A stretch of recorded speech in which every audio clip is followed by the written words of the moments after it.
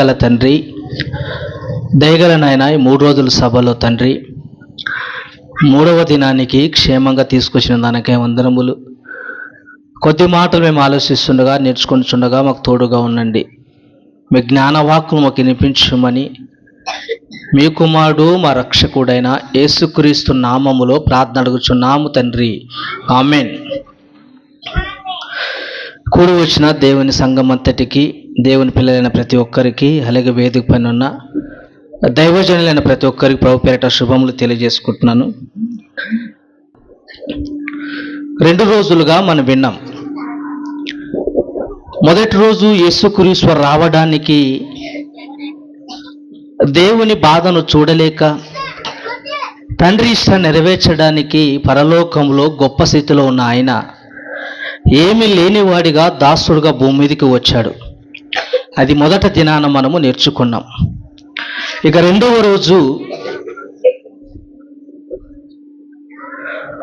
రోజు యేసుక్రీస్తు రావడం వెనకాల ఉన్న కారణాలు ఏంటి అనేది నిన్న మన దినము ఆలోచించాం. ఆయన ఎన్నో కారణాల నిమిత్తము, ఆయన రావాల్సినటువంటి కారణాల నిమిత్తం ఆయన వచ్చాడు. నిన్నటి దినాన ఎన్నో కారణాలు ఆలోచించాం. ఇక ఈరోజు ఆయన రాక వెనకాల పరమార్థాన్ని, మొదటి రాకలో మనుషులు రక్షించడానికి వచ్చాడు, మనుషులను చక్కబెట్టడానికి వచ్చాడు, మనుషులను పరలోకం తీసుకుపోవడానికి వచ్చాడు, మనిషి పాపాలను కడగడానికి యేసుక్రీస్తు వచ్చాడు అనేది మనం నేర్చుకున్నాం. అయితే ఈ చివరి రోజు, ఈ చివరి దినాన యేసుక్రీస్తుల వారు చక్కబెట్టేకి రావట్లేదు, రక్షించడానికి రావట్లేదు.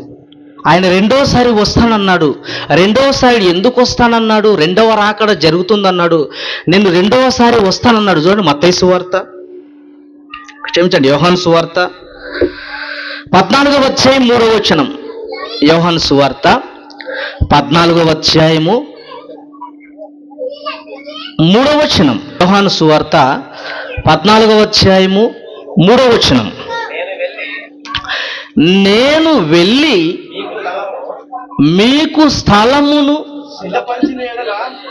సిద్ధపరిచిన ఎడల నేనుండు స్థలములో మీరును ఉండులాగున మరలా వచ్చి అంటే యేసుక్రీస్తు మరలా రాబోతున్నాడు. దాని పేరే రెండవ రాకడ. మొదటి రాకల్లో మనం రక్షించడానికి వచ్చాడు, మనం కాపాడడానికి వచ్చాడు, మన పాపాలు కలగడానికి వచ్చాడు, మన కొరకు మరణించడానికి వచ్చాడు. కానీ రెండవ రాకడ ఎందుకు వస్తాడంట? మనల్ని చక్కబెట్టకి రావట్లేదు, మనల్ని తీసుకొని పోవడానికి వస్తున్నాడు. ఏంటి? రెండవ రాకడ జరుగుతుంది, ఆయన రెండవసారి వస్తాడని బైబిల్లో లేఖనాల్లో ఎన్నో చోట్ల రాయబడ్డాయి.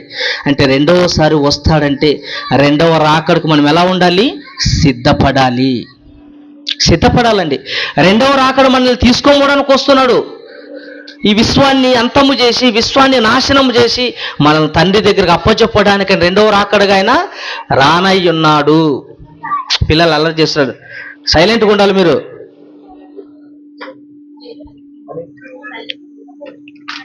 అంటే యేసుక్రీస్తు రెండవ రాకడ, ఆయన రెండవసారి వస్తానన్నాడు. అంటే రెండవ రాకడ వస్తానన్నప్పుడు ఆ రెండవ రాకడకు మనం ఎలా ఉండాలి తెలుసా? సిద్ధపడి ఉండాలి. ఏదైనా ఒక ఫంక్షన్కి వెళ్ళాలన్నా, ఒక ఊరికి వెళ్ళాలన్నా ఏం చేస్తాం తెలుసా? భార్యాభర్తలు రాత్రే ప్లాన్ వేసుకుంటారు. ఎన్ని బట్టలు సర్దుకోవాలి, ఏ సోప్ పెట్టుకోవాలి, లైఫ్ బాయ్ పెట్టుకోవాలా, సంతూర్ పెట్టుకోవాలా, బ్రష్లు పెట్టుకోవాలా, డబ్బులు ఏమైనా పెట్టుకోవాలా, నగలు ఏమైనా పెట్టుకో. నగలొద్దు, వాడు ఎత్తుకొని పోతారు, ఇంట్లో పెట్టవి, ఓన్లీ బట్టలు మాత్రమే పెట్టుకో. అంటే ప్రణాళిక, సిద్ధపాటు. ఎక్కడికైనా వెళ్ళాలంటే సిద్ధపడతాము, ఎక్కడికైనా వెళ్ళాలంటే ప్రణాళికలు వేసుకుంటాము. పరలోకానికి మనం వెళ్ళాలంటే యేసుక్రీస్తు రెండవ రాకడ వస్తున్నాడంటే ఆ రెండవ రాకలో మనం ఎలా ఉండాలి? సిద్ధపడాలండి. రెండవ రాకడ జరుగుతుందన్నాడు. ఆ రెండవ రాకడ పరిస్థితులు ఎలా ఉంటాయి తెలుసా? నేను వచ్చే సమయానికి భూమి మీద పరిస్థితులు మారిపోతాయి. పరిస్థితులు ఎలా ఉంటాయంటే చక్కటి ఎగ్జాంపుల్గా యేసుక్రీస్తు జ్ఞాపకం చేస్తున్నట్టు మత్తయి సువార్త, ఆయన రెండవసారి వచ్చేటప్పుడు పరిస్థితులు ఎలా ఉంటాయో అని చెప్తున్నాడు. చూడండి, మత్తయి సువార్త 24వ అధ్యాయము 37, 38, 39. మత్తయి సువార్త 24వ అధ్యాయము నోవాహు దినములు ఎలాగుండెనో మనుష్య కుమారుని రాకడయు అలాగే ఉండును. నోవాహు దినములలో మనుషులు ఎలాగూ ఉన్నారో యేసుక్రీస్తు రెండవ రాకల్లో కూడా అలాగే ఉన్నారంట. అంటే మనుషులు ఎలా మారిపోయారు? నోవా గారి దినంలో ఎలా ఉన్నారో యేసుక్రీస్తు రాకడు రెండవ రాకల్లో కూడా అలాంటి పరిస్థితి లేనా? అయితే నోవా గారి దినంలో ఎలా ఉన్నారు? నోవా గారి దినంలో ఎలా ఉన్నారో కింద చూడండి, చెప్తున్నాడు. జల ప్రళయమునకు ముందటి దినములలో నోవాహు ఓడలోనికి వెళ్ళిన దినము వరకు వారు తినుచు త్రాగుచు పెళ్లి చేసుకొనుచు పెళ్లికిచ్చుచు నుండి ఎలా ఉన్నారంట? జల ప్రళయం వచ్చి ముంచుతున్నా మనుషుల ఆలోచనలు ఎలా ఉంది తెలుసా? మనుషుల క్రియలు ఎలా ఉన్నాయో తెలుసా? మనుషుల పనులు ఎలా ఉన్నాయో తెలుసా? పెళ్లి చేసుకొనుచు పెళ్లి ఇచ్చుకొనుచు తినుచు తాగుచు. ఏంటి? నోవా గారి కాలంలో వాళ్ళ ప్రవర్తనను చూసి, వాళ్ళ అవిధేయతను చూసి, వాళ్ళు చేసిన శాస్త్రాలను బట్టి దేవుడు ఏం చేశాడు? జల ప్రళయాన్ని కురిపించాడు. ఏం కురిపించాడు? జల ప్రళయాన్ని, ప్రచండమైన వర్షాన్ని కురిపించి మునిగిపోయి ఆరాతో పర్వతాలు మునిగిపోయేంత వర్షాన్ని కురిచిందంటే ఆ ప్రాంతాలు కనపడకుండా నేలమట్టం అయిపోయాయి. అంటే ఎలా ఉన్నారు తెలుసా? జల ప్రళయం వస్తుంది, నీళ్లు మునుగుతున్నా, కుతుకుల దాకా నీళ్ళు వస్తున్నా కూడా ఏం ఆలోచిస్తున్నారట? నాన్న అమ్మాయి బాగుంది, పెళ్లి చేసుకునేనా? ఇదిగో మమ్మీ ఈ అమ్మాయి బాగుంది, పెళ్లి చేసుకునేదా? పెళ్లికి ఇచ్చుకొనొచ్చు, పెళ్లి చేసుకొనొచ్చు. అంటే ప్రళయం వచ్చినా, నీళ్లు మునిగినా, మనిషి మునిగిపోతున్నా మనిషి ఏం ఆలోచిస్తున్నాడు తెలుసా? నోవా గారి కాలంలో పెళ్లి చేసుకోవాలని తినుచు తాగుచు ఏం చేస్తారంట? తినుచు. ఏంటి ఈరోజు ప్రపంచం అంతా ఎలా ఉందంటే, తినే వంటకాలు మనం మహా అయితే 1-2 తింటాం, పప్పు అన్నం చారు ఏదో తింటాం. కానీ ఫుడ్లో ఎన్ని రకాలు వచ్చాయంటే కొన్ని వేల రకాలు. చికెన్ 65 అంటాడు, మటన్ 45 అంటాడు.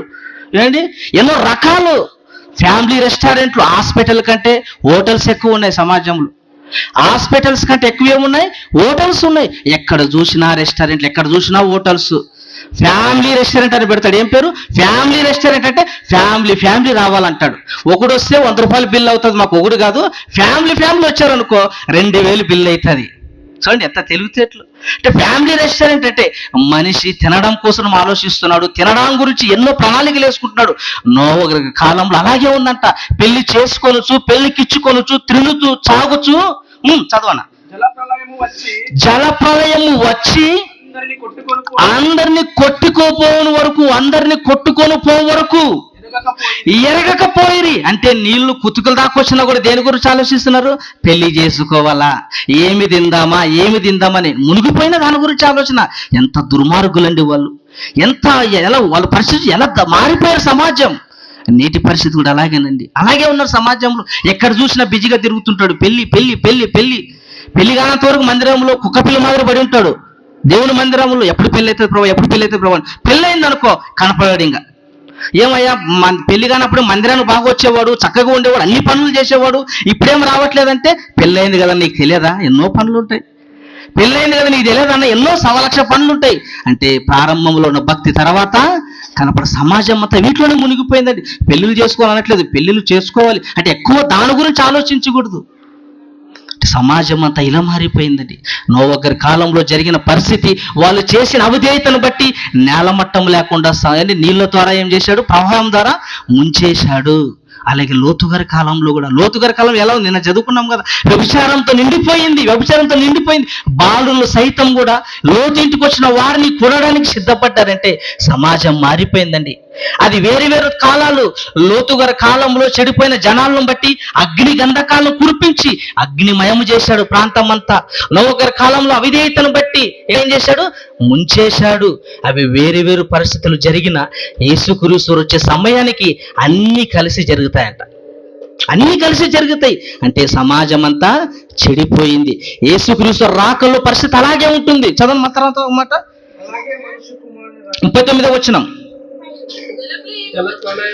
జల ప్రళయము వచ్చి అందరినీ కొట్టుకుపోవడం వరకు ఎరగకపోయిరి. అలాగుననే మనుష్య కుమారుని రాకడ ఉండును. అంటే యేసుక్రీస్తు రెండవ రాకల్లో వస్తాడు. రెండవ రాకల్లో జరుగుతున్నట్టు పరిస్థితులు అండి అవి. అంటే మానవులందరూ ఏమైపోయారు? చెడిపోతున్నారు. ఎలా చెడిపోయారు చూడండి ఒకసారి.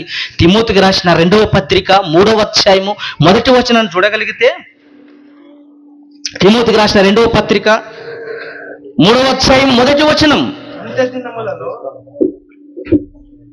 అంత్య దినములలో అపాయకరమైన కాలములు వచ్చును, తెలుసుకొనుము. ఎలాగనగా మనుషులు స్వార్థప్రియులు, ధనాపేక్షులు, బింకములాడువారు, అహంకారులు, దూషకులు, తల్లిదండ్రులకు అవిధేయులు, కృతజ్ఞత లేనివారు, అపవిత్రులు, అనురాగరహితులు, అతిద్వేషులు, అపవాదకులు, జితేంద్రులు, క్రూరులు, సజ్జన ద్వేషులు, దోహులు. నేను మన గురించి రాయబడిందండి. అవార్డ్స్ ఇస్తున్నాడు మనకి. ఇదిగో మీరు ఇలా ఇలా ఇలా అవార్డ్స్ ఇస్తున్నారు. ఏంటి? మూర్ఖుడురా నువ్వు, ద్రోహుడురా నువ్వు అని అవార్డు. మన ప్రవర్తన బట్టి దేవుడు ఇచ్చినటువంటి అవార్డ్స్ అవి. అంటే సమాజం అంతా ఏమైపోయారు? చెడిపోయారండి. ఒక్కో కాలంలో ఒక్కో రకంగా జీవించారు. లోతు గారి కాలంలో వ్యభిచారం చేసేవాళ్ళు, నోవ గారి కాలంలో పెళ్లి చేసుకొని తింటూ ఉండేవాళ్ళు. ఇప్పుడు కాలంలో ఎలా ఉంది తెలుసా? అన్నీ జరుగుతున్నాయి. అన్ని ఒక వ్యక్తిలో అన్ని కనపడుతున్నాయి. ఒకే వ్యక్తే దొంగతనం చేసేవాడు, ఒకే వ్యక్తి వ్యభిచారం చేసేవాడు, ఒకే వ్యక్తి హత్యలు చేసేవాడు. అన్ని ఒక మనిషిలోనే కనపడుతున్నాయి. పూర్వకాలంలో ఒకడు దొంగతనం ఒకడే చేసేవాడు, ఏంటి హత్యలు ఒకడే చేసేవాడు, వేరే చేయడు. కానీ ఈరోజు సమాజం ఎలాగైపోయిందంటే ఒకడే అన్నీ, అంటే ఆల్ ఇన్ వన్ అన్నమాట. పాఠ్యపుస్తకాల్లో చిన్నప్పుడు ఒక టెక్స్ట్ బుక్ ఒక నోట్స్ పెట్టేవాళ్ళం. సోషల్కి ఒక బుక్, మ్యాథ్స్కి ఒక బుక్, సైన్స్కి ఒక బుక్. ఇప్పుడు ఏం లేదు, ఆల్ ఇన్ వన్ ఒక నోట్స్ వచ్చింది. అంటే అన్ని దాంట్లో రాసుకోవడం. అంటే ఈరోజు సమాజం ఎలా మారిపోయిందంటే ఆల్ ఇన్ వన్. అంటే ఒకనిలోనే ఇవన్నీ కనపడుతున్నాయి, ఒకనిలోనే ఇవన్నీ కనపడుతున్నాయంటే మనిషి ఎంతగానో చెడిపోయాడండి మనిషి. అంటే నోవహు గారి కాలంకి వచ్చేసరికి చెడిపోయిన వాళ్ళు కనపడుతున్నారు. యేసుక్రీస్తు రెండవ రాకడకు వచ్చేసరికి అందరూ చెడిపోయారండి. కనుక ఇలాంటి చెడిపోయిన వాళ్ళను, సమాజంలో ఇలా మారిపోయిన వాళ్ళందరినీ ఏమంటే రెండవ రాకడలో ఏం చేస్తాడంటే మనుషులందరినీ ఏం చేస్తాడు? వేరుపరుస్తాడు. వేరుపరుస్తాడు. ఇంతకు రెండవ రాకడ ఎలా జరుగుతుంది? రెండవ రాకడలో జరిగే పరిస్థితులు ఏంటో మనం ఇంతవరకు నేర్చుకున్నాము. అయితే రెండవ రాకడ ఎలా జరుగుతుంది? తెస్సలోనికీయులకు రాసిన 1వ పత్రిక 5వ అధ్యాయం 1వ వచనం నుంచి, తెస్సలోనికీయులకు రాసిన 1వ పత్రిక 5వ అధ్యాయం ప్రారంభం నుంచి చూడగలిగితే, సహోదరులారా ఆ కాలములను గూర్చి ఆ సమయమును గూర్చి మీకు రాయనక్కరలేదు.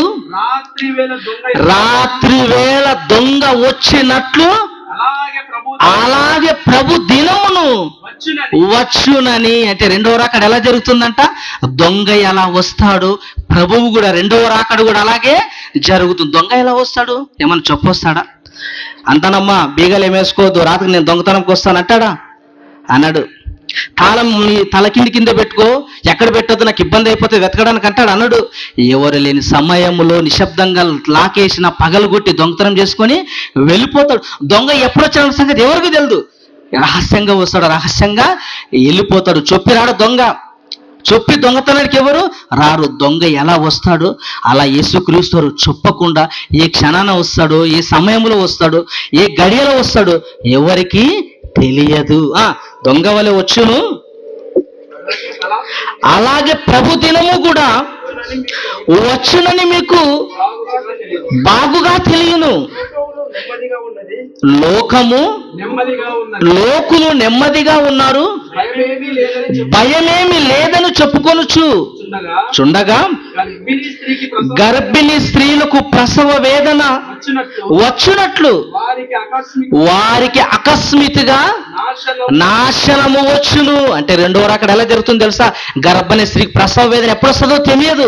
గర్భముతో ఉంటుంది, ఎప్పుడు నొప్పులు వస్తాయి తెలియదు, ఎప్పుడు బిడ్డ డెలివరీ అవుతుందో తెలియదు. అర్ధరాత్రి 12 అవ్వచ్చు, 3 అవ్వచ్చు, 4 అవ్వచ్చు, ఎప్పుడు ఏ క్షణమున నొప్పులు వస్తాయి ఎవరికి తెలియదు. అలాగే యేసుక్రీస్తు కూడా ఎప్పుడు వస్తాడో తెలియదంట. ఆయన ఎప్పుడు వస్తాడో, రాకడ వస్తానన్నాడు, రెండవ రాకడ నేను వస్తానన్నాడు. ఆ రాకడలో నువ్వు ఎలా ఉండాలి? సిద్ధపడాలి. సిద్ధపడాలండి. యేసుక్రీస్తు ఎప్పుడు వచ్చినా నేను సిద్ధంగా ఉన్నాను, ఆయన నేను భక్తిగా ఉన్నాను, నేను బాగున్నాను, ఎప్పుడు వచ్చినా సిద్ధమే అనాలి. ఏంటి, బాగా చదివిన వాడు ఎప్పుడు పరీక్ష పెట్టినా సిద్ధం అంటాడు. బాగా చదివినాడు ఎప్పుడు ఎగ్జామ్ పెట్టినా రెడీ అంటాడు. ఏమి స్కూల్ ఎగురుకొట్టేవాడు ఏం చదివాడు అనుకో, ఎగ్జామ్ అనగానే డుమా కొడతాడు. ఎగ్జామ్ అనగానే అబ్బా కడుపు నొప్పి, ఒళ్ళు నొప్పులు, మోషన్స్ అవుతాయంటే రాయలేక చదవలేక, అంటే ఎప్పుడు పరీక్ష అంటే అప్పుడు ఎగురుగొట్టాలని చూస్తాడు. బాగా చదివినవాడు ఎప్పుడు పరీక్ష పెట్టినా అర్ధరాత్రి లేపిన టకటక టకటక సమాధానం చెప్తాడు. అంటే రెండవ రాకడ జరుగుతుందన్న సంగతి మనకు తెలుసు. ఎప్పుడొస్తాడంటే ఎప్పుడొస్తాడో మనకి తెలియదు. ఆ తెలియనప్పుడు ఎలా ఉండాలి తెలుసు, మనం సిద్ధపడి ఉండాలి. మన భక్తి ఎలా ఉంది? పరలోకను వెళ్ళే రీతిగా మనం ఉన్నామా? నరకాన్ని వెళ్ళే రీతిగా మనం ఉన్నామా? మన జీవితం ఏంటి మనమే పరీక్షించుకోవాలండి. మనకంటే మనకు బాగా పక్క వాళ్ళకు కూడా తెలియదు. ఏంటి, మనకంటే మనకు బాగా మనకే తెలుసు, పక్క వాళ్ళకు తెలియదు. అంటే మనమే మన మనస్సాక్షి పరీక్షించుకోవాలి. నేను ఎలా ఉన్నా, నా జీవితం ఎలా ఉంది, మన గురించి మనం ఆలోచించుకోమని. ఎవరి గురించి ఆలోచిస్తాము? ఆమె ఏ డ్రెస్ చేసింది, ఆమె ఏంటి అలా ఉంది, అబ్బా చక్కగా ఉంది, ఏసెంట్ కొట్ట ఒక్క బలి ఉంది అంటారు. అంటే పక్క వాళ్ళ గురించే, మన గురించి మనం ఆలోచించుకోవాలి. మన జీవిత భక్తి గురించి మనం ఆలోచించుకోవాలి. నేను ఎలా ఉన్నాను దేవుళ్ళు, నా భక్తి ఎలా ఉంది? రెండవ రాకడ జరుగుతుంది అన్నాడు కదా, యేసుక్రీస్తు వస్తానన్నాడు కదా, వచ్చే సమయానికి నా జీవితం ఎలా ఉందని పరీక్షించుకోవాలండి. పరీక్షించుకోవాలి. ఒక మంచి మద్దతు లూకా సువార్త 3వ అధ్యాయము 8-9 వచనాలు త్వరగా అండి. లూకా సువార్త 3వ అధ్యాయము 8-9 వచనాలు. మారు మనస్సు తగిన ఫలమును ఫలించుడి. ఏంటి, ఎలాంటి ఫలం ఫలించాలంటే మనము మారు మనస్సుకు తగిన ఫలము, మారు మనసు తగిన ఫలము, మంచి ఫలం ఫలించాలండి. మారిపోవాలి, మనసు కల్మషం లేనిగా ఉండాలి, మనసు మారిపోవాలి, మంచి ఫలాలను ఫలించాలి. నేను మన ఇంటికాడ మన చెట్టు కాడ మంచి ఫలాలు రాలేదనుకో, జామకాయ చెట్టు నాటావు, జామకాయలే కాయట్లేదు, కులిపోయినా కాదు, ఏం చేస్తావు? కులిపోయింది పీకి కాల్చేస్తాం, పీకి పారేస్తాం, అంతే. మంచి ఫలాలు ఫలించని చెట్టు నాకు అవసరం లేదని ఎలా అనుకుంటామో, దేవుని కొరకు మనం మంచి ఫలాలు ఫలించకపోతే ఏం చేస్తాడు? చూడండి కింద మాట, అబ్రహాము మాకు తండ్రి అని మీలో మీరు అనుకొందురు అని పెట్టుకోవద్దు. దేవుడు ఈ రాళ్ల వలన 9వ వచనం అప్పుడే గొడ్డలి చెట్లు వేరున ఉంచబడి ఉన్నది. అప్పుడే గొడ్డలి చెట్ల వేరున ఉంచబడింది. ఎందుకు గొడ్డలి చెట్ల వేరున ఉంచబడింది? నరికి వేయడానికి. అప్పుడే నరికి వేయడానికి. ఎవరా చెట్టు, ఎవరా గొడ్డలి, ఏంటని ఆలోచించి మన గురించి చెప్తున్నాడు అక్కడ. ఆ చెట్టు ఎవరో తెలుసా? మనమేనండి. ఆ చెట్టు మనమే. ఆ కాపురు ఎవరో తెలుసా? ఆ తోటమాలి ఎవరో తెలుసా? యేసుక్రీస్తు వారు. యజమానుడు తోట వేశాడు, దేవుడు తండ్రి తోట వేశాడు, మనల్ని కన్నాడు, మంచి ఫలాలు ఫలించాలని కోరుకున్నాడు. అయితే మనం ఫలించట్లేదు. యేసుక్రీస్తు ఏం చేస్తాడు? క్షమిస్తున్నాడు, రక్తం ద్వారా ఆ రక్తాన్ని కాచి క్షమిస్తున్నాడు. నాయన ఇది ఒక సంవత్సరం ఇవ్వు, ఇంకో సంవత్సరం ఇవ్వు, ఫలాలు కాస్తాడు, మంచి మారతాడని ఎన్ని సంవత్సరాలు ఇచ్చినా మారట్లేదంట మనిషి.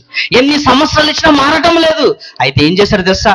గొడ్డలి చెట్టు వేరున మొద్దున ఉంచబడి ఉన్నది, అంటే నరికేయడానికి సిద్ధంగా ఉన్నాడు.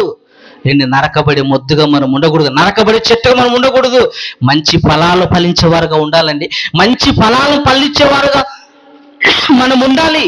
ఒకవేళ ఫలాలు లేకపోతే నరికివేయబడతాము. నరికివేయబడి ఎక్కడ వేస్తాడు? అగ్నిగుండములో వేస్తాడు, కాల్చేస్తాడు. నరకవేయబడింది ఏం చేస్తాం? మనం పొలాల్లో పీకిన చెత్తంతా ఏం చేస్తాం? తగలబెట్టేస్తాం, కాల్చి బూడొచ్చేస్తాం. అలాగే మంచి ఫలాలు ఫలించలేదా మనము? యేసుక్రీస్తు ఏం చేస్తాడు తెలుసా? మనల్ని నరికి ఏం చేస్తాడు? అగ్నిమయం చేస్తాడు, అగ్నిలో కాల్చేస్తాడు. అంటే దేవుని కొరకు మనం ఎలా ఉండాలి? రెండవ రాకడ జరుగుతుంది, రెండవ రాకలు మనం సిద్ధపడాలి. మన భక్తి ఎలా ఉంది? నేను సిద్ధపడుతున్నానా దేవుని కొరకు? మంచి మారుమనసు కలిగి బ్రతుకుతున్నానా? నా ఫలం ఎలా ఉందని ఆలోచించాలండి. అంటే రెండవ రాకడ జరిగిన తర్వాత నువ్వు మంచి ఫలాలు ఫలించలేదనుకో, ఎక్కడేస్తాడు తెలుసా? అగ్నిగుండంలో పాడేస్తాడండి. అగ్నిగుండంలో నువ్వు వేసేస్తాడు. చూడండి మత్తయి సువార్త 25వ అధ్యాయము 33వ వచనం. మత్తయి సువార్త తన కుడివైపున గొర్రెలను ఎడమ వైపున మేకలను నిలబెట్టెను. ఎవరి గురించి అది? మనమే. రెండవ రాకలో జరుగుతున్న పరిస్థితులు ఏంటో తెలుసా?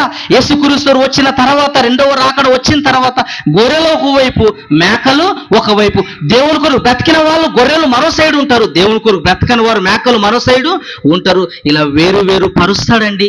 వేరు చేసి ఏం చేస్తాడు తెలుసా? చూడండి ఎక్కడుందో వాటి కింద మాట. అప్పుడు 41వ వచనం, 41. అప్పుడు ఆయన ఎడమ వైపున ఉండు వారిని చూచి శపింపబడిన వారులారా. మేకలు అంటాడు శపించబడిన వారులారంటే దేవుని కొరకు బ్రతకని వారు, వాళ్ళ కొరకు వాళ్ళు బ్రతుక్కుంటూ ఎవరి గురించి పట్టించుకోక, పక్కవాడి గురించి ఆలోచించుకోక, భక్తి జీవితం లేకుండా ఇష్టానుసారంగా బ్రతికి తాగి తిని ఆలోచించే వాళ్ళ గురించి చెప్తున్నాడు.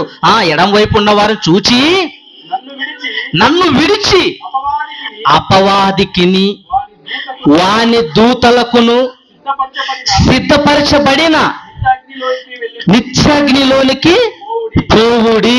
ఎక్కడ పొమ్మంటున్నాడు? నిత్యాగ్నికి పొమ్మంటున్నాడు. నిత్య అగ్నిగుండం అండి. నిత్యము మండే అగ్నిగుండం పాతాళానికి పంపిస్తున్నాడు. అయితే దేవుని కొరకు బ్రతకడం లేదా? దేవుని కొరకు జీవించట్లేదా? ఆయన ఏం చేస్తాడు? నిత్య నరకానికి, నిత్య అగ్నికి పంపిస్తాడు. 46వ వచనం చదువు. 46వ వచనం, 46వ వచనం. మీరు నిత్య శిక్షకు నిత్య శిక్షకు అంటే దేవుని కొరకు బ్రతకని వారికి ఏముంది? నిత్య శిక్ష అంటే దానికి లిమిట్ లేదా? లిమిట్ లేదు, అన్లిమిటెడ్. నేను ఒక నేరం చేస్తే 14 ఏళ్ళు శిక్ష వేస్తారు, ఒక నేరం చేస్తే 50 జీవాల శిక్ష వేస్తారు, బతికినంత వరకు జైల్లో పెడతారు. కానీ దేవుడు ఎంతకాలం వేస్తారు తెలుసా? నిత్య శిక్ష అంటే దానికి లిమిట్ లేదు. నిత్యము నరకంలో కాలాలి. నువ్వు దేవుని కొరకు బ్రతకకపోయినా దేవుని గురించి ఆలోచించుకొని నీకు ఇష్టానుసారంగా బ్రతికి కోరికలు తీర్చుకొని ప్రకృతి అనుభవించి నీ ఇష్టానుసారంగా నువ్వు దీవిస్తే నిత్య నరకానికి వెళ్ళిపోతావు. నువ్వు దేవుని కొరకు ఆలోచించి దేవుని కొరకు బ్రతికితే నిత్య జీవానికి వెళుతావు. చదవ మాట. నిత్య నరకానికి, నిత్యాగ్నికి, నిత్య జీవానికి వెళ్ళును. 46వ వచనం. అంటే దేవుని కొరకు మనం బ్రతకాలండి. దేవుని కొరకు బ్రతకలేదా? నిత్య శిక్ష. ఏముంటుందిలే నరకం అనుకుంటారేమో. ఏముందిలే, సినిమాలో చూసాం కదా, యమగోల ఆ గోల ఈ గోల, ఏముందిలే, ఏముండదు, మాయ చేసి మంత్రం చేసి బయటికి రావచ్చు అనుకుంటారేమో. ఏముండదండి, అలాంటివి ఏముండవు. నిత్య శిక్ష ఎలా ఉంటుందంటే భయంకరమైన శిక్ష. అది దేవుడు శిక్షిస్తాడండి. శిక్షించడానికి భూమి మీద చాలా మంది ఆయా కాలంలో భక్తుల్ని హింసించారు, శిక్షించారు. ఎలా శిక్షించారు చూడండి. దానియేలు గ్రంథం చూడండి, ఒక సందర్భం చూద్దాం. దానియేలు గ్రంథం 3వ అధ్యాయము 1వ వచనం.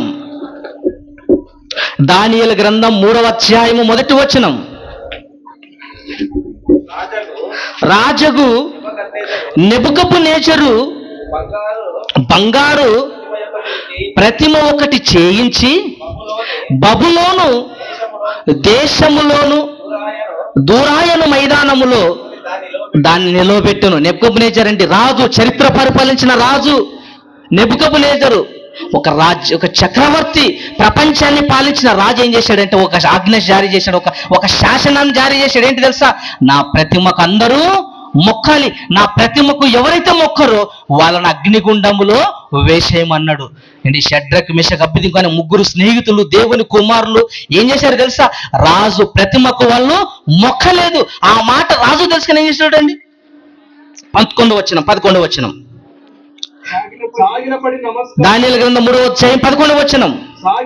సాగిలపడి నమస్కరింపని వాడెవడో వాడు మండుచుండ అగ్నిగుండములో పడవేయబడును. అగ్నిగుండంలో పడవేయబడును. రాజు మాటకు ధిక్కరించిన వాడు, రాజు మాటకు వినని వాళ్ళు ఏం చేస్తారంటే రాజు అగ్నిగుండాలు తవ్వించాడు. అగ్నిగుండాలు తవ్వించి అగ్నిగుండములో పడవేయమని ఒక శాసనాన్ని చేశాడండి. ఆ శాసనాన్ని షడ్రక్, మెషక్, అబేద్నెగో అనేవారు ఏం చేశారు?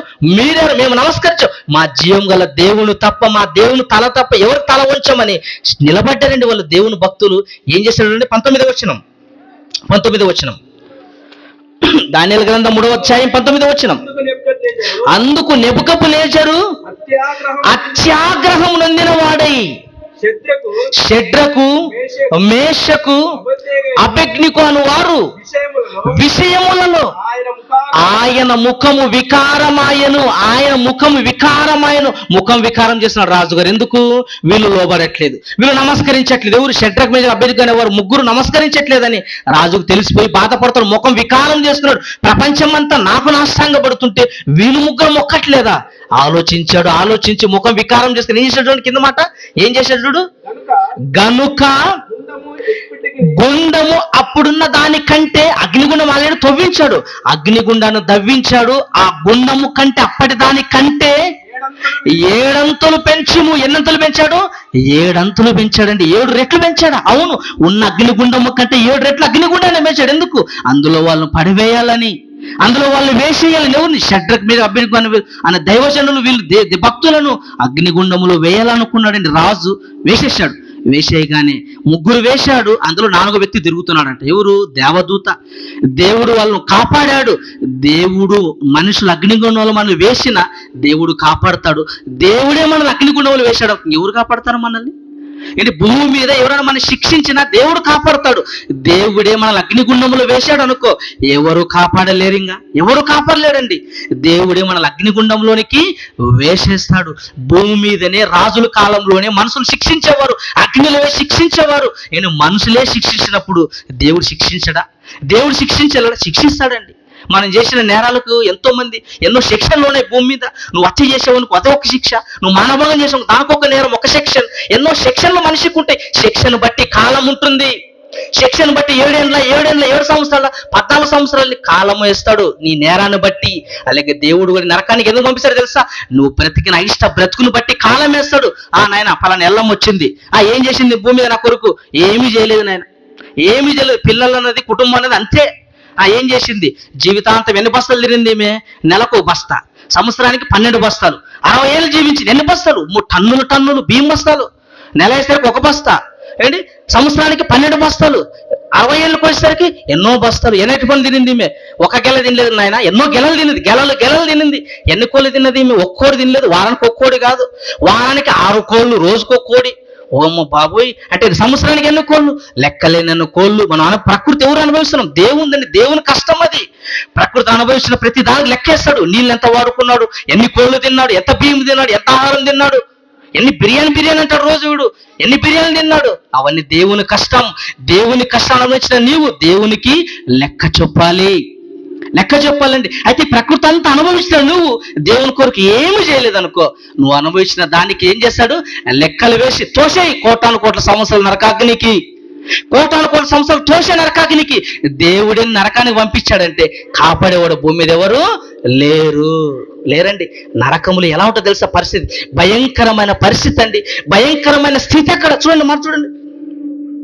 యోబు గ్రంథం 20వ అధ్యాయము, యోబు గ్రంథం 20వ అధ్యాయం 26వ వచనం. యోబు గ్రంథం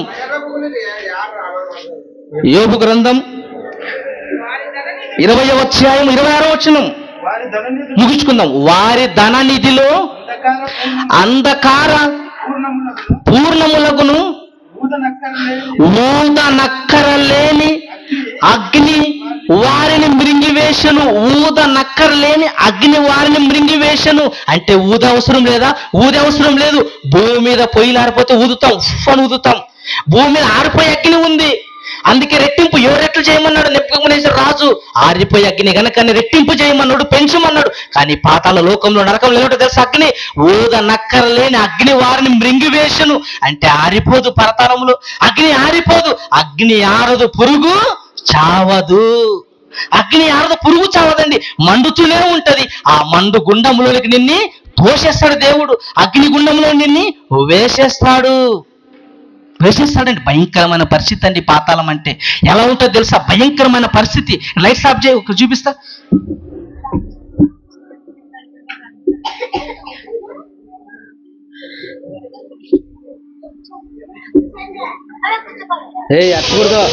హలో, చిన్న పోతురు మా అప్సారి ముందల చచ్చిపోయేవాడు. ఇప్పటిదాకా భయ అని కొట్టుకునేవాడు. ఇప్పటిదాకా ఒకసారి రాకముందు బతుకుంటే ఇప్పటిదాకా కొట్టుకున్నా భయ కాపాడండి భయ అంటే ఏం కాపాడు ఆ డోర్ వస్తలేదా ఇరుక్కపోయింది దాంట్లో. ఆపినావనా నువ్వు ఇక్కడ ఎందుకు ఆపినావు? నేను ఆపలేనా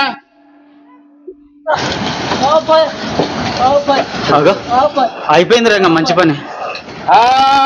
కొత్త నా బండి దుక్కొచ్చింది. ఎప్పుడు ఇందాక వచ్చిన బండి ఇది? ఇప్పుడు రాలే మనం రన్నింగ్ లైట్స్ ఆన్ చేయండి. నేను చూశారు కదా, 2 లారీలు యాక్సిడెంట్ జరగగానే 2 లారీలు గుద్దుకోగానే 2 లారీలు డ్రైవర్ ఏమైపోయాడు, అతుక్కుపోయాడు, బయటికి రాలేకపోయాడు. ఆ 2 లారీలు గుద్దుకోవడంలో ఏమైపోయిందంటే ఫైర్ వచ్చేసింది, కాలిపోయింది, అగ్గి వచ్చేసింది. అగ్గి రావడంలో ఒకవైపు కాలుతూ కేకలు వేస్తున్నాడు, రక్షించండి రక్షించండి రక్షించండి అని కేకలు వేస్తున్నాడు. ఇంటి భూమి మీదనే రక్షించలేరే మనుషులు, భూమి మీద కాపాడని పెడితే వీళ్ళు కాలిపోతారు. రక్షించండి రక్షించండి కేకలు వేస్తున్నాడు. చివరికి ఏమైపోయాడు తెలుసా? కాలిపోయాడు.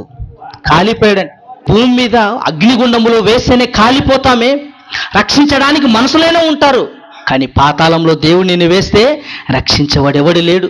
నేను ఒక స్త్రీ ఏం చేసిందంటే, ముగించుకుందాం ఏంటి, పక్కింటి ఆమె ఒక నక్లీస్ కొనుక్కుందని ఈమె ఆశపడింది, నక్లీస్ కావాలని. భర్త డ్యూటీ నుంచి వచ్చాడు, భార్యాభర్తలు ఇద్దరు అన్నం తింటూ ఉన్నారు. ఏమండి నీకు విషయం చెప్పాలా? ఏం చెప్పు. పక్కింటి ఆమె చూసావు, రోజు చూస్తున్నాను, బాగుంది, ఏం విషయం? ఏం లేదండి, నక్లీస్ కొనిందండి. ఆ నక్లీస్ కొంటే ఏం చేయాలి? నాకోటి కొనిస్తావా? వాళ్ళ దగ్గర డబ్బు ఉన్నాయి కొంటారు, వాళ్ళ దగ్గర బిజినెస్ ఉంది కొంటారు, ఆయన ₹1,00,000 నెల జీతం కంటే కొంటారు. మనకేముంది 15,000 జీతం, నా వల్ల కాదు, నేను కొనలేను. 15,000 నేను పెట్టుకుంటే అప్పుల పాలవుతాను, పిల్లలు చదువులేమి, తినడానికి ఏమి, ఇంటికి అద్దెం కట్టుకోవాలని ఆలోచించాడు. నేను కొనిలేను అన్నాడు భార్యతో. భార్య ఏం చేసింది తెలుసా? లేదని మీరు నాకు కొనివ్వాలా. బెదిరించడం మొదలుపెట్టింది. కొనిస్తావా పుట్టింటికి వెళ్ళిపోమంటావా? నువ్వు పుట్టింటిగా వెళ్ళిపో, ఏటగా వెళ్ళిపో, నేను మాత్రము కొనివ్వను. ఏం ఆలోచించండి? బెదిరించాలి ఆలోచించి అలిగింది. చివరికి కిరోసిన్ డబ్బు పట్టుకునింది. ఇప్పుడు పెట్రోల్, అప్పుడు కాలం కిరోసిన్ ఉండేది. కిరోసిన్ డబ్బు పట్టుకొని బెదిరిస్తుంది. ఏమని తెలుసా? నాకు నక్లీస్ కొనిస్తావా, కిరోసిన్ పోసుకోమంటావా? నువ్వు పోసైనా పోసుకో, నాకు తగలపెట్టి, నేను మాత్రము కొనిను. నువ్వైనా పోసుకున్నా తగలబెట్టి, నేను మాత్రం కొనిను. లేదండి, ఆలోచిస్తుంది. ఇప్పుడు కిరోసిన్ పోసుకుంటే కానీ నీ భర్తని మాటని లేదే, రేపు పక్కన ఇంకోసారి వేసినా నీ మాట నమ్మడు గనక ఏం చేయాలా? మనసులో పోసుకొనింది. అగ్గిపెట్టి అనుకుని, ఏమండి అంటించుకోమంటావా, కొనిస్తావా? నువ్వైనా అంటించుకో, నన్ను తగలబెట్టి, నేను మాత్రం కొనిను. భర్త ఏమన్నాడు? మామూలే, సంసారం జీవితంలో అలుగుతుంటుంది, మామూలే అనుకున్నాడు. కానీ అంటించుకొని 70% కాలిపోయిందండి, దేహం కాలిపోయింది. అప్పుడు హాస్పిటల్ తీసుకొని పోయారు, బర్నింగ్ వాటికి హాస్పిటల్ తీసుకొని పోతే ఆమె కేకలు పెడుతుంది. అగ్గి ఆరిపోయిందా, ఇంకా మండుతూనే ఉందా? తీసుకొని పోయేటప్పుడు ఆరిపేశారు ఆమెని. ఆరిపోయి హాస్పిటల్లో చేర్చిన తర్వాత ఒకవైపు స్ప్రేలు కొడుతున్నారు, ఒకవైపు ఇంజక్షన్లు వేస్తున్నారు, చల్లుతున్నారు, కెమికల్ చల్లుతున్నారు నొప్పులు తగ్గాలని. అన్ని చల్లినా కేకలు ఆగట్లేదు. ఏడుస్తుంది, కేకలు. ఏంటి డాక్టర్లు, భూమి మీద డాక్టర్లు ఉన్నారు, అగ్నిలో పడితే మందులు వేయడానికి కాపాడతారు, మెడిసిన్స్ పెడతారు, గ్లూకోజ్ పెడతారు. కానీ పాతాళంలో దేవుడు నిన్ను వేశాడా? కాలిపోతూనే ఉండాలి, నిత్యము కాలిపోతున్నాడు. కాపాడేవాడే లేడండి. దేవుడే నిన్ను వేస్తే నిన్ను ఎవడండి కాపాడేది? నరకంలో కాపాడే వాళ్ళు ఎవరు లేరు. ప్రకటన గ్రంథం, చివరికి ప్రకటన గ్రంథం 14వ అధ్యాయం 11వ వచనం. ప్రకటన గ్రంథం 14వ అధ్యాయం 11వ వచనం. ప్రకటన గ్రంథం 14వ అధ్యాయము 11వ వచనం. వారి బాధ సంబంధమైన పోగు యుగయుగములు, వారి భార సంబంధమైన యుగయుగములు లేచును. ఏంటి? వారి సంబంధమైన పొగ యుగయుగములు లేచును అంటే యుగయుగములు కాలుతూనే ఉంటారు, యుగయుగములు నరకములో కాలుతూనే ఉంటారు. పులుస్తాపా? లేదండి. రెస్టా? ఏమీ లేదు. రెస్ట్ లేదు, ఏమీ లేదు. యుగయుగములు కాలుతూనే ఉండాలండి. నరకానికి వెళితే ఏంటి? యేసుక్రీస్తు 2వ రాకల్లో వస్తాడన్న సంగతి మనకు తెలిసిపోయింది. 2వ రాకలు ఎలా ఉంది మన జీవితం, మన భక్తి ఎలా ఉంది? దేవునికి అనుకూలంగా ఉన్నామా? దేవునికి ఇష్టమైన వాళ్ళగా ఉన్నామా? ఉంటే ఎక్కడ తీసుకొని పోతాడు? పరలోకాన్ని తీసుకొని పోతాడు. దేవునికి ఇష్టంగా లేకపోయినా, దేవునికి అనుకూలంగా బ్రతకకపోయినా నిత్య శిక్షలోనికి మనల్ని తీసుకొని పోతాడు. అంటే యేసుక్రీస్తు 2వ రాకల్లో రక్షించడం రావట్లేదు, లాలి జోపాప పడట్లేదు. ఇప్పుడు మనం పాడుతున్నాం యేసుక్రీస్తు పుట్టాడని పాటలు. 2వ రాకల్లో పాటలు గిట్టలు ఏముండవు, నిన్ను తీసుకొని పోవడమే. ఏదండి చక్క పెట్టడమే ఉండదు, నాశనం చేసేయడమే. ఏంటి, రక్షించడానికి మొదటి రాకలో జరిగింది, రెండవ రాకల్లో శిక్షించడానికి రాబోతున్నాడు. ఏంటి, పాట చూసుకొని ముగించుకున్నా. లైట్ సబ్జెక్ట్ ఏంటి, చూశారు కదా, మొదటి రాకల్లో యేసుక్రీస్తు రక్షించడానికి వచ్చాడు, ప్రేమించడానికి వచ్చాడు. కానీ రెండవ రాకల్లో రక్షించడానికి రాడు, శిక్షించడానికి రాబోతున్నాడు. ఇప్పుడు యేసుక్రీస్తు ఒక చక్కటి ఉపమానం ఏం చెప్పాడు తెలుసా? ధనవంతుడు రాజా, మనకు అందరికీ తెలుసు. ధనవంతుడని ఒకడు ఉండేవాడు, వాడు ఉదారంగా బట్టలు వేసుకుంటూ హ్యాపీగా తినుతూ తాగుతూ ఉన్నాడు. చనిపోగానే పాతాళంలో బాధపడుచున్నట, పాతాళంలో పండ్లు కొరుకుతూ ఏడుస్తూ ఉన్నాడట. అది నేటికి ఎంత జరిగింది, ఎంత కాలమైంది తెలుసా? యేసుక్రీస్తు చెప్పే సమయానికి క్రీస్తుకు పూర్వం 1500 సంవత్సరాలు చనిపోయాడు. ఎవరు? ధనవంతుడు. మోషే గారి కాలం సంబంధించి ఆ కాలంలో చనిపోయాడు ధనవంతుడు. 1500 సంవత్సరాలు అంటే నేటికి ఇప్పుడు ఎంత? 3400 సంవత్సరాల నుంచి ఆ ధనవంతుడు పాతాళంలో బాధపడుతూనే ఉన్నాడండి. బాధపడుతూనే క్రీస్తు మీద ఒక 2000, అదొక 1500, 3400 సంవత్సరాల నుంచి ఆ ధనవంతుడు పాతాళంలో బాధపడుచు ఏడుస్తూ ఏడుస్తూ ఏడుస్తూ రిలీజ్ ఏమి ఉండదు అక్కడ. సంవత్సరం ఉండి సంవత్సరం మళ్ళీ పరదేశికి అరణ్యం ఉండవు. కాలుతూనే యుగ యుగములు నరకంలోనే యాతన పడుతూ ఉండాలి. ఆ నిత్య అగ్నికి, నిత్య నరకానికి మనం వెళ్ళకుండా మన జీవితాలను మనము కాపాడుకోవాలి. అలా కాపాడుకోవడానికి నేను కష్టపడి చేశారు. అనిల్ మామ కష్టపడ్డాడు, వీరేష్ బాబాయ్ కష్టపడి, ఆనంద్ బాబాయ్ హనుమంత్ బాబాయ్, వీళ్ళంతా ఎందుకు కష్టపడ్డారు? ఎందుకు ఇన్ని రూపాయలు ఖర్చు పెట్టారంటే నరకానికి వెళ్ళకూడదు, పరలోకాన్ని చేరుకోవాలా. కొందరికైనా ఈ మాటలు వినిపించాలా. పండగ వాతావరణం కనుక వాళ్ళకి మంచి భక్తి జీవితం కలిగి ఉంటుంది, మంచి మాటలు వినిపించమని ఆశ కలిగి పెట్టాము. డబ్బులు ఎక్కువే పెట్టలేదండి. కనుక దేవుడు వినపడిన ప్రతి మాట ప్రకారంగా ఈ రోజు నుంచి నిర్ణయాలు తీసుకోండి, దేవుళ్ళు స్థిరపడండి, గొప్పగా ఉండాలని కోరుకుంటూ ప్రార్థన చేయగలిగిన మా తండ్రి, మంచి మాటలు మాకు నేర్పించారు నాయన. తండ్రి, రెండవ రాకడ జరుగుతుంది, మీ కుమారుడు వస్తాడు, అన్ని చక్క పెడతాడని మాకు నేర్పించారు. రెండవ రాకడ జరుగుతుండగా నాయన మేము సిద్ధపడి మీకు ఇష్టమైన పిల్లలుగా మేము బ్రతుకుతూ నేను అనేకులకు మీ మాటలు ప్రకటిస్తూ భక్తి కలిగి జీవించి ఉన్నతమైన మీ ఆశలు నెరవేర్చి మీ కొరకు బ్రతికే భాగ్యాన్ని ప్రసాదించండి. కార్యక్రమం కష్టపడిన ప్రతి కుటుంబాన్ని, ప్రతి ఒక్కరిని దీవించండి. ఎందరైతే ప్రయాసపడ్డారో చేరవలసిన ప్రతి కుటుంబాన్ని, ప్రతి ఒక్కరిని దీవించి కాపాడమని మీ కుమారుడు మా రక్షకుడైన యేసుక్రీస్తు నామములో ప్రార్థన అడుగుచున్నాము తండ్రి. ఆమేన్.